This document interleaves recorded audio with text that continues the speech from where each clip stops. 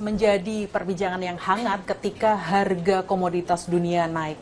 Saya, Diah Megasari Anjaya, langsung bertanya ke Profesor Anggito Abimanyu, Ketua LPS, Lembaga Penjamin Simpanan, sekaligus ekonom. Tapi DNA-nya lebih kuat ke ekonom ya Pak? Darahnya di fiskal banget ya Pak? Sektor publik lah. Siap. Pak Anggito, kita ke hal sederhana dulu yang sangat basic. Pak Anggito menulis tentang windfall tax. Motivasinya apa sebenarnya sih Pak? Kenapa ujuk-ujuk ada windfall tax nih Pak? Ide windfall tax ataupun teori windfall tax itu bukan hal yang baru. Ya. Pada waktu harga minyak pernah mencapai $140 per barrel tahun 2008, ide itu menggulir ya. Bahkan waktu itu di kalangan G20 ya, karena waktu 2008 itu kan ada beberapa pertemuan G20 ya sampai ke tingkat leaders meeting itu diungkapkan mengenai yuk coba dieksplor ini mengenai windfall tax. Yang salah satu negara yang langsung mengeksekusi adalah Meksiko. Dan Meksiko itu memperoleh $8 miliar pada waktu itu ya dari windfall tax. Harga minyak dan harga komoditi sumber daya alam yang naik ya tiba-tiba. Ya, jadi negara yang menghasil sumber daya alam bisa menghasilkan penerimaan yang tinggi pada waktu harga komoditas itu naik. Kira-kira itu. Dari keuntungan perusahaan-perusahaan yang dadakan, seperti keuntungan durian runtuh. Ya, perusahaan-perusahaan yang di dalam kontrak gitu ya, kontrak atau yang memproduksi bagi hasil dan sebagainya itu memperoleh keuntungan dari sini. Nah, tentu karena ini adalah suatu keuntungan yang berasal dari faktor eksternal, bukan karena produktivitas, karena efisiensi atau apa, maka memang negara itu bisa melakukan intervensi, ya, dengan cara membuat tarif khusus misalnya atau kebijakan khusus untuk memperoleh bagian dari keuntungan yang dinikmati oleh perusahaan yang terlibat di dalamnya. Lalu kalau konteksnya ekonomi Indonesia sekarang, Pak, ini kan yang lagi naik ya harga batu bara juga naik ya. Ini harga batu bara kemarin sempat ke 140. Konteksnya windfall tax ekonomi kita sekarang apa nih, Pak? Indonesia adalah negara penghasil sumber daya alam, minyak, gas, batu bara, nikel, CPO, kemudian nikel sudah ya, kemudian emas, tembaga, perak, ya, semua itu mengalami kenaikan. Ya, karena buntut dari ekspektasi terhadap perang Iran-Israel ini ya. Nah, jadi semua naik. Maka tentu kan penerimaan negara juga ikut naik ya, baik dari pajak maupun penerimaan negara bukan pajak. Nah, itu negara itu kalau diam saja pun sudah memperoleh tambahan pendapatan. Kan dia penjualannya naik ya, omsetnya naik. Kemudian revenue dari perusahaan juga naik, maka perusahaan menyetor pajak dan PNBP yang lebih besar. Itu bisa lebih besar lagi maksud saya itu. Oke. Saya terjemahkannya mengapa instrumen ini menjadi lebih penting karena faktor penerimaan negara yang bisa di-adjust lebih tinggi. Ya, dikapitalisasikan, dinaikkan. Karena apa? Karena kita mengambil kebijakan tidak menaikkan harga BBM. Ya, maka subsidinya akan melambung tinggi. Nah, untuk bisa menutup kenaikan dari subsidi BBM tersebut dan energi yang lain, maka penerimaannya itu harus ngikutin. Sedapat mungkin bisa di offset dari penerimaan sumber daya alam. Ini sumber daya alam nih, subsidi dari sumber daya alam, penerimaan juga dari sumber daya alam. Subsidi naik, penerimaan negara juga naik. Ya, bagaimana di offset saja gitu.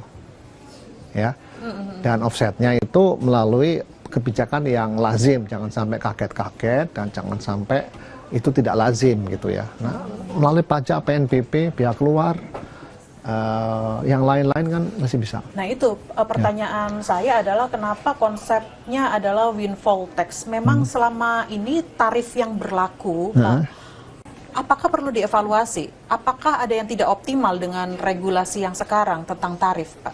Ya, intinya kan tarif PPh badan itu kan tarif tunggal ya, 22%. itu dari PPh badan saja. Kan jenis pajak masih banyak ya. Tapi dari PPh badan saja, yang itu common saja. PPh badan itu ditarik apabila perusahaan mengalami keuntungan. 22%. Sederhana ya, 22%. Nah, gimana kalau kita naikkan ke 25% atau 30%? Untuk kali ini saja. Untuk waktu ini saja. Selama pemerintah atau selama perusahaan itu memperoleh tambahan pendapatan yang tinggi karena faktor eksternal. Nah, pertanyaan selanjutnya adalah ini Pak. Jadi mekanisme penerapan windfall tax ini parameternya di laba berapa misalnya Pak? Secara awam lah untuk menjelaskan. Kalau begitu laba kan dia kena pajak sudah. Betul. Ya, laba atau dia laba setelah dikurangi dengan biaya-biaya pokoknya laba net ya. Net itu kan lalu dia kena apa pajak ya. Nah, pajaknya kan selama ini 22%. Single rate. Ya, kalau dirubah gimana caranya? Ada dua nih, dengan Perpu atau dengan Undang-Undang APBN perubahan. Itu jadi caranya juga cara legal. Caranya dengan melakukan undang-undang karena tarif 22% itu kan ada di undang-undang. Maka merubahnya juga harus melalui undang-undang. Baik, Pak, saya punya data. Nah, ini dia penerimaan negara bukan pajak. Kalau misalnya seperti windfall tax, berarti masuknya ke penerimaan negara bukan pajak ya, Pak? Atau ada dua, gimana? Pajak dan PNBP. Dua-duanya ya, PNBP sama pajak. Tergantung bagaimana treatment kita terhadap windfall profit tersebut. Nah, yang besok, yang Bapak konsepkan adalah yang pajak atau yang tarif? Dua-duanya. Kalau dua-duanya, kalau diam saja, ini pasti naik sudah. Kayak ini loh.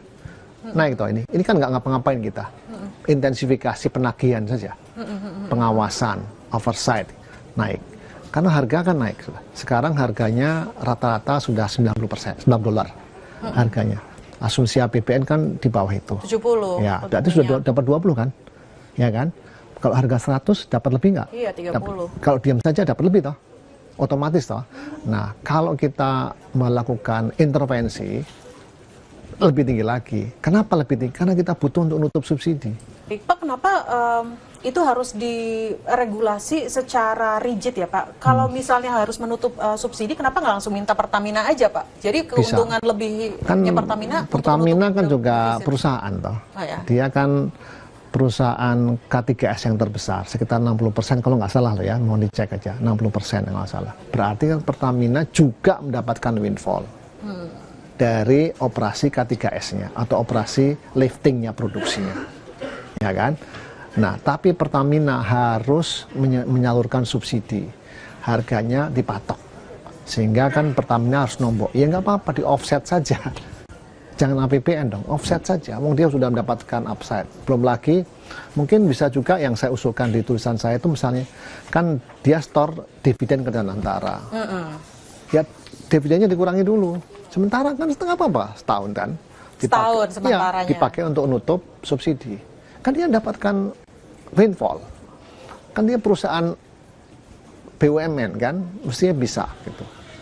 Jadi sebelum kita melakukan untuk perusahaan-perusahaan yang lakukan sendiri untuk yang Pertamina dulu.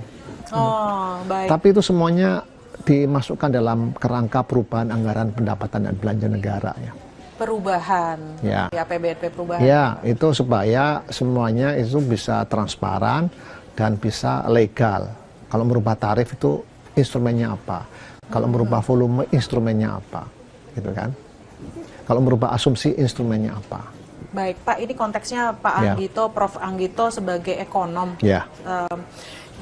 Saya ingin, masih tetap sama sih Pak ini. Dengan adanya windfall, potensi naiknya berapa? Tapi ini tentang PNBP ini, ya Pak? Iya, begini, penerimaan negara aja, windfall penerimaan negara aja deh. Normal. Windfall normal itu artinya tidak ada perubahan tarif. Kita mengundangkan pengalaman 2008. Pengalaman 2008 menunjukkan bahwa penerimaan negara kita itu naik 10%. Ya, 10%. Terus kemudian tahun 2008 DJP itu melebihi target. Lebih target tuh. Belum pernah terjadi sebetulnya sih. 2008 melebihi target. Melebihi target kenapa? Karena windfall. Dan itu belum terjadi lagi sekarang? Belum. Nah, yang kedua, bisa nggak kita naikkan? Ya bisa. Kalau kita naikkan tarif, bisa. Lawang kalau sisanya kan yang menikmati pengusaha. Ya, kalau bisa pengusaha tuh share dong kepada negara, wong dia juga mendapatkan windfall, kan gitu kan. Itu aja konsepnya, dan itu bisa berlaku untuk semua jenis komoditas dan barang-barang mineral ya, tambang mineral gitu. Ya, kita lihat satu-satu ya, nanti konsekuensi hukumnya, legalitasnya dan sebagainya harus dilihat kembali.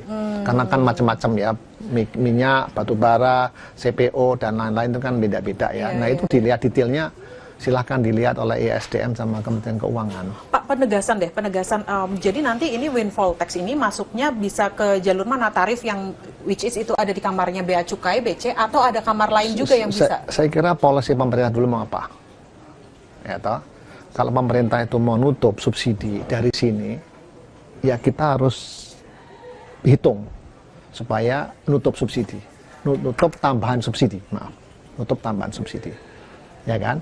Katakan tambahan subsidinya berapa? 100, katakanlah gitu ya, dengan harga 120. Kalau sisa waktu ini adalah harga di atas $100, ya, maka cari penerimaan supaya bisa nutup $100 tersebut, 100, ya. 100 gapnya ya, nutup gapnya ya, biar nggak terlalu lebar ya. 100 gitu, 100 triliun, ya misalnya 100 triliun rupiah ya, cari gapnya, mana ini naikin, nggak apa-apa naikin, karena apa? Mereka memperoleh rezeki nomplok. Rezeki nomplok itu wajib dinikmati oleh rakyat Indonesia, kan gitu. Karena perusahaannya datang ke sini di tanah Indonesia seperti itu maksudnya. Ya, minimal kekayaan negara dikelola negara untuk kepentingan rakyat seluas-luasnya seperti itu. Ya, betul. Konsepnya itu ya Pak. Saya punya grafiknya Pak Anggito, Prof. Anggito, ini tentang konsep windfall tax dan bagaimana sih gap subsidi itu semakin melebar ketika harga minyak juga naik. Tapi setelah ini saya akan kembali sekaligus menjawab tantangan windfall tax. Apakah ini menjadi sentimen negatif untuk perusahaan atau justru sebenarnya tidak akan berpengaruh kalau dipungutnya lewat PPh? Saya akan kembali.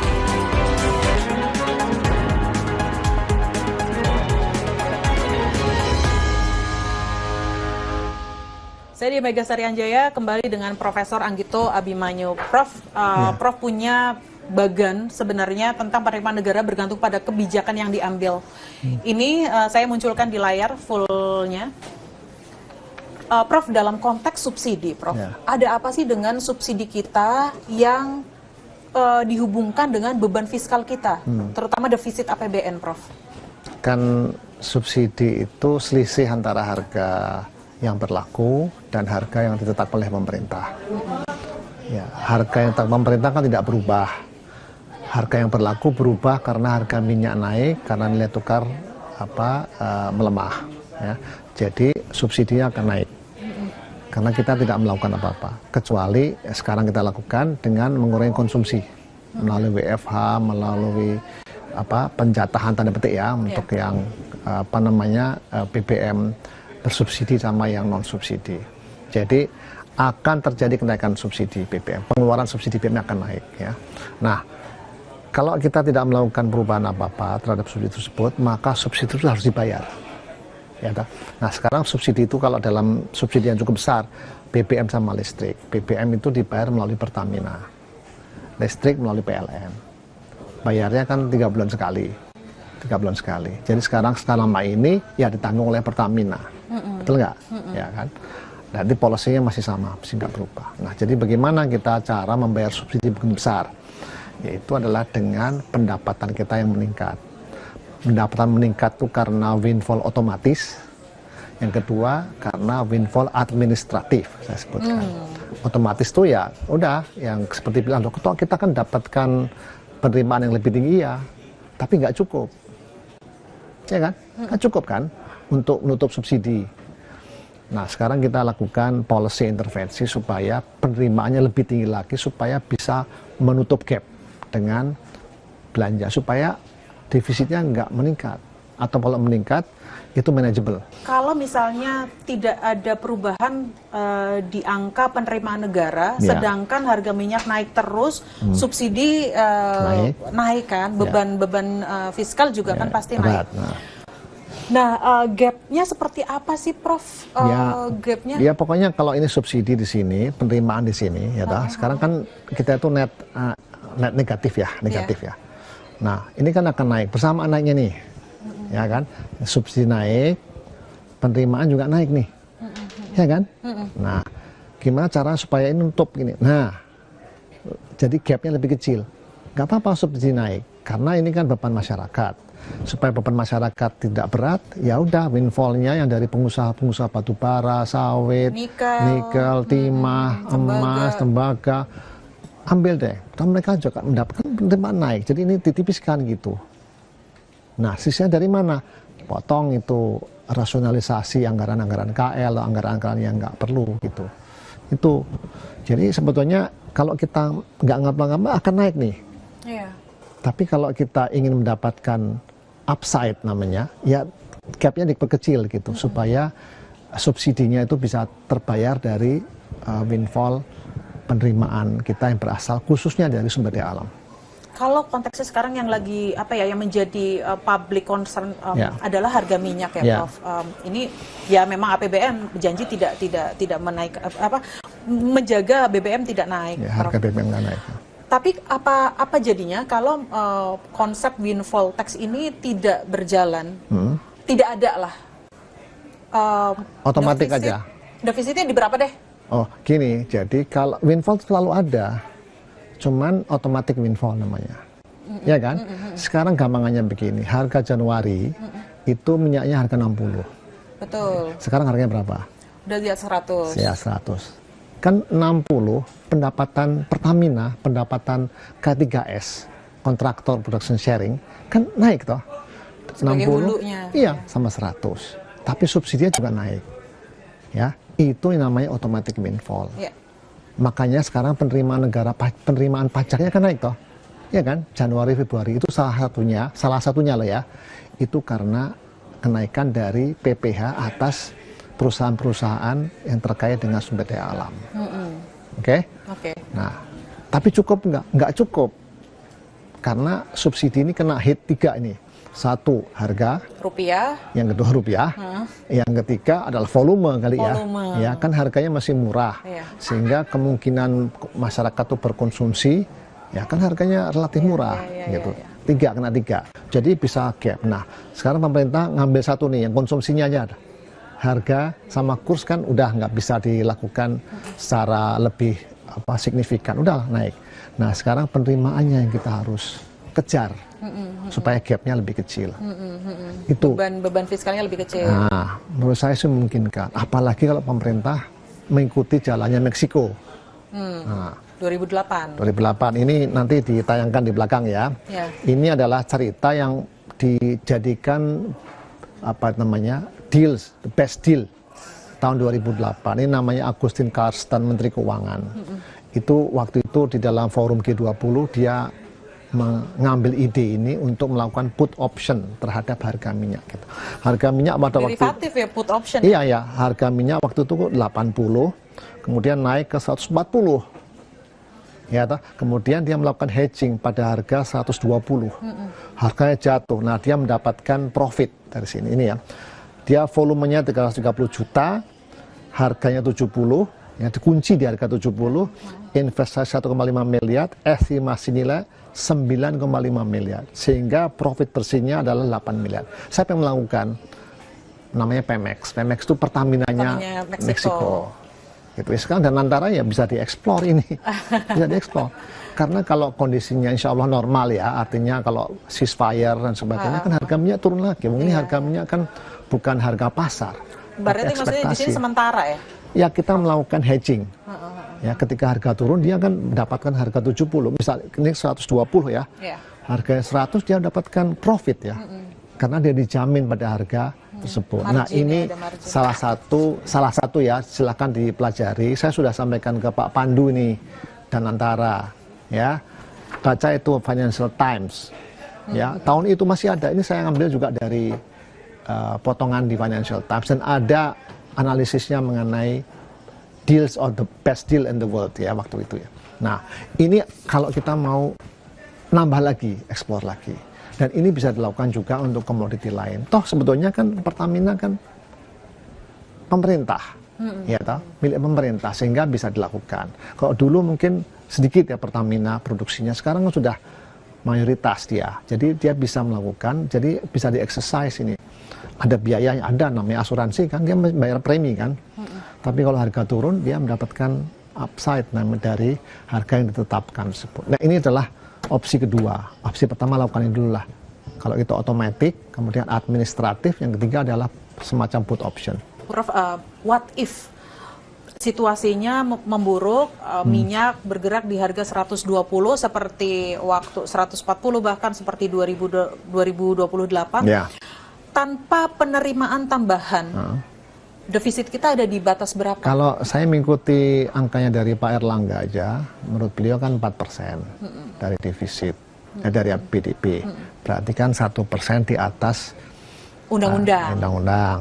Meskipun undang-undangnya kan ada di penjelasan ya, tapi itu kan sudah menjadi norma 4%. Nah itu gimana? Ada dua caranya, ya, sama, yaitu seperti melihat pada cerita mengenai COVID kan juga begitu kan, pernah kan. Yang kedua ya Perpu atau Undang-Undang APBNP 2 atau Undang-Undang khusus ya, Undang-Undang khusus. Jadi silakan dieksplor itu.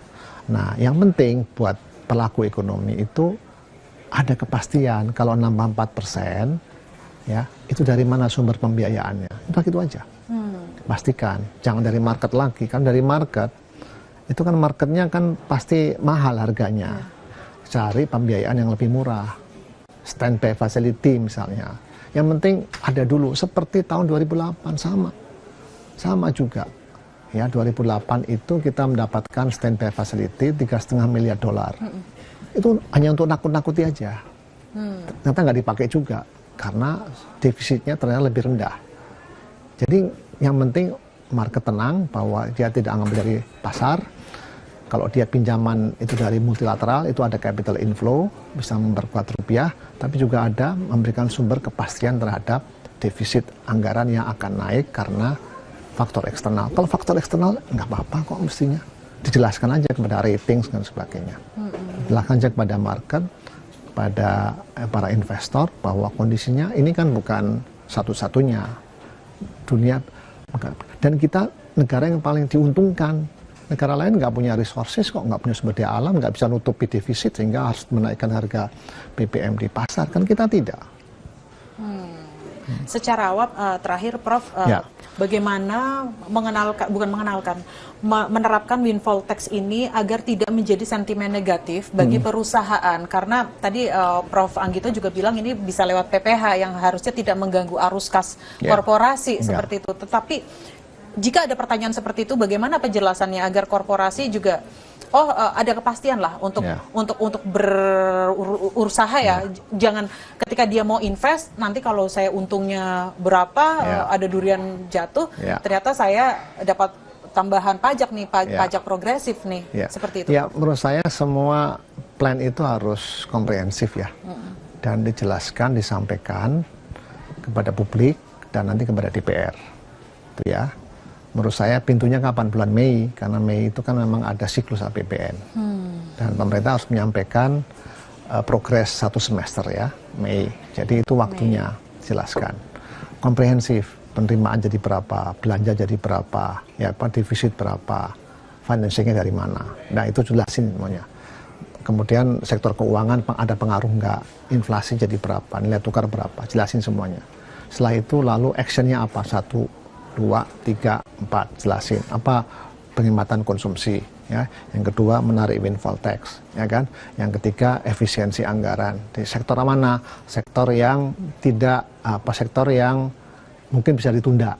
Tidak berkaitan langsung dengan publik, layanan publik. Layanan publik tidak berkaitan langsung dengan belanja sosial yang dipakai untuk safety net ya.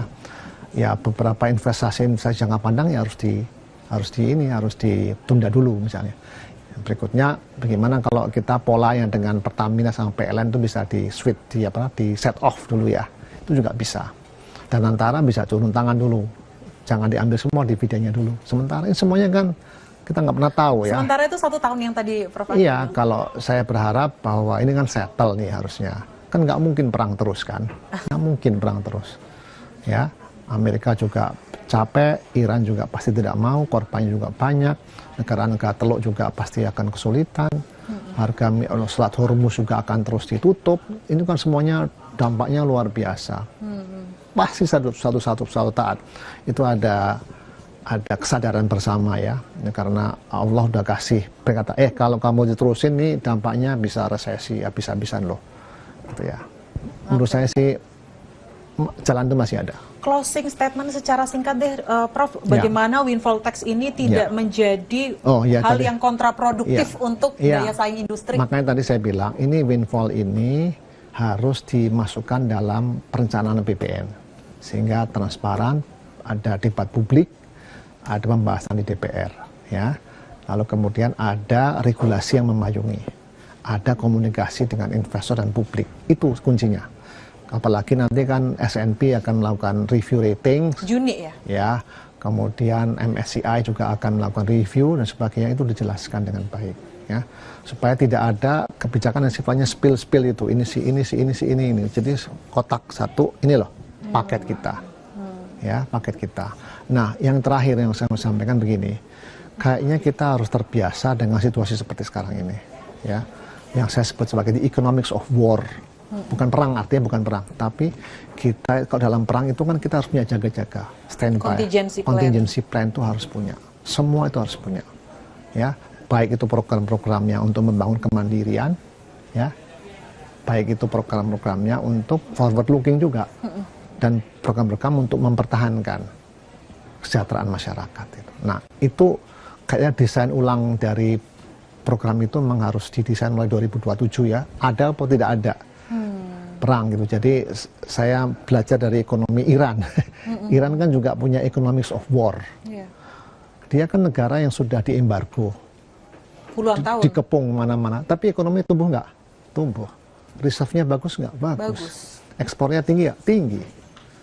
Tapi dia mempersiapkan program ekonominya untuk mempertahankan dalam ekonomi dalam negerinya dan membuat ekonomi bisa mandiri. Nah, itu saya kira cita-cita dari Presiden Prabowo. Kita mesti bantu itu, ya, mendesain program seperti ini, seperti apa ya, supaya kita punya daya tahan ekonomi yang jauh lebih baik daripada sebelumnya. Baik, windfall tax.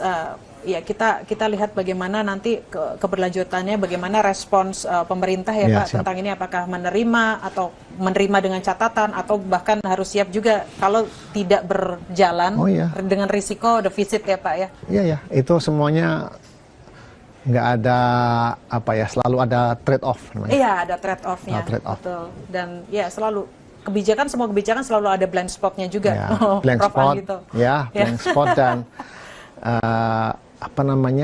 pemerintah itu kan tidak semua orang akan senang ya, bahagia. Pasti ada pihak yang tidak senang, ada yang senang.